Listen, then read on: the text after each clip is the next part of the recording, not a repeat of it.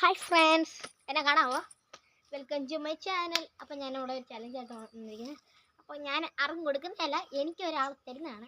അപ്പോൾ തരുന്ന ആളാണ് എൻ്റെ മുന്നിൽ ഇരിക്കുന്നത്. കണ്ടോ, ക്യാമറയുടെ മുന്നിൽ തന്നെ ആൾ നിൽപ്പുണ്ട്. അപ്പോൾ എൻ്റെ അമ്മയാണ് ചലഞ്ച് തരാൻ പോകുന്നത്.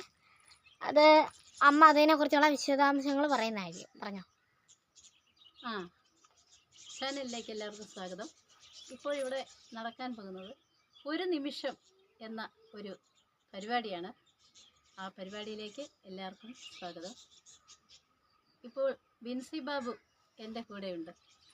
അപ്പോൾ ഈ ഒരു നിമിഷം എന്ന പരിപാടിയിൽ ഏതെങ്കിലും ഒരു അക്ഷരം കൊടുക്കും.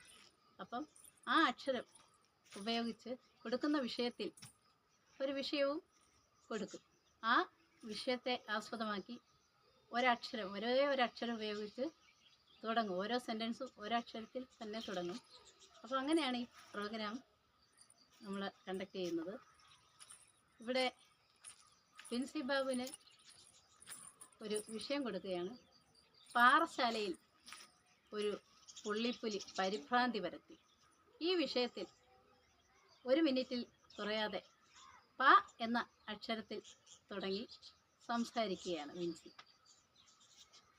പാറശാലയിൽ ഞാൻ പോയപ്പോൾ പുള്ളിപ്പുലിയാണ് കണ്ടത്.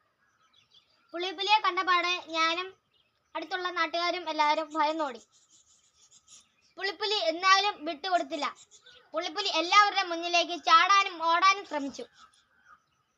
പിള്ളേരെ ഓടിക്കോടാ എന്ന് പറഞ്ഞ് അടുത്തുള്ള സ്കൂളിലെ പ്യൂൺ പറഞ്ഞു. പിള്ളേരെല്ലാം പെട്ടെന്ന് ഓടി. പുള്ളിപ്പുലി എല്ലാവരുടെയും പിന്നാലെ പോയി. എന്നാ പുള്ളിപ്പുലി ഓടി.